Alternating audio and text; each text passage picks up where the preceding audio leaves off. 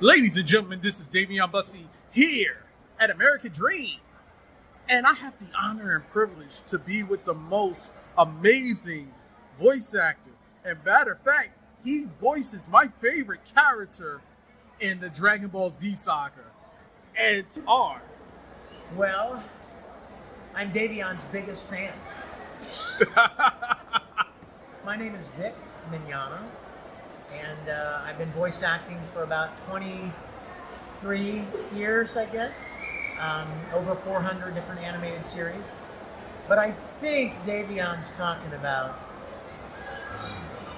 Yes! Kakarot! So, yeah, I think that's what he's talking about. He could be talking about Burter, fastest in the universe. But I think it's both. So tell me, how did things get started with you when it came to voice acting and acting? You know what? I'm always very, very quick to give God all the credit. And I'll tell you why. Some people, they go to school and they make demo tapes and they send them out and they run all over and knock on doors and they they hand out the resumes and they do all that stuff, which is kind of the normal way you do it. I never did any of that. I was living in Houston, Texas, 23 years ago, and I was working with a guy on a video production. And the guy said to me one day, "Hey, you've got a lot of acting experience, don't you?" I said, "Yeah." He said, "You should go and audition for this place in town. It's called ADV Films, and they buy these animated series from Japan, and they dub them into English, and they're looking for actors." And all I heard was, "They're looking for actors." Because I loved acting. I didn't ask him how much it paid. I didn't ask him, am I going to be famous? I didn't ask him, how is this going to be distributed? I didn't care. I just loved the opportunity to act. So I played Vega in Street Fighter 2.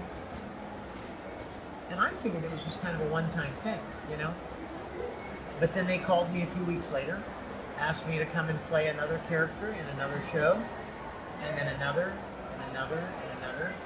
And then the next thing you know, I met people from other studios, like Funimation in Dallas, Duart in New York that does Pokemon, Digimon, and then several studios even in LA that did Naruto, Bleach, Vampire Knight, all that. So now, 23 years and 400 projects later, here I am. And I never imagined anything would ever come of it. So I'll bring it full circle and say, I give God all the credit because I didn't really do anything but walk through a door that was open and I had no idea where it was going to lead, and it's been an incredible blessing in my life. Awesome. And also, I noticed that you were in Star Trek? Yeah. Okay.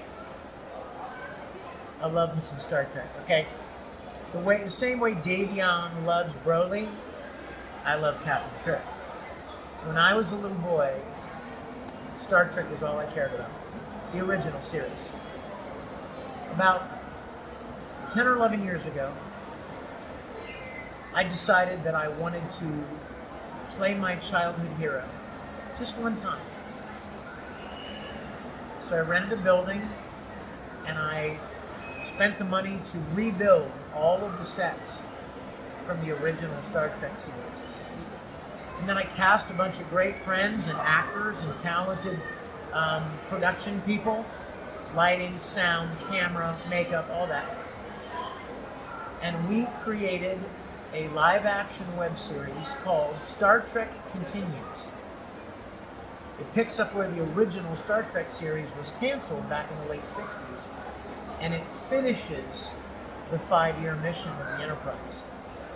We have over 18 million viewers, and I was told the other day that we get about 2,000 to 5,000 views a day on our episodes. It's all free to watch, too. StarTrekContinues.com, check it out. It's my passion project. It's my tribute to Star Trek. Okay. And also, what advice do you have to give people that are interested in pursuing entertainment, voice acting, etc.? Well, first of all, I think probably the two biggest suggestions I would make would be, number one, develop your skills. You don't want to walk into an audition for something that you're not prepared for, right? You may only get one chance. So if you go in and you've not prepared, if you've not spent the time developing your skills, that opportunity may pass you by, right? You may never see another one. So, experience, developing skills. Take every opportunity you can to develop your skills.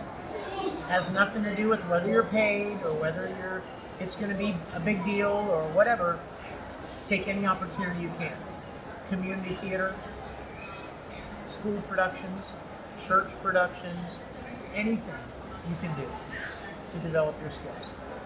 Secondly, and this would go for, I think, any entertainment field,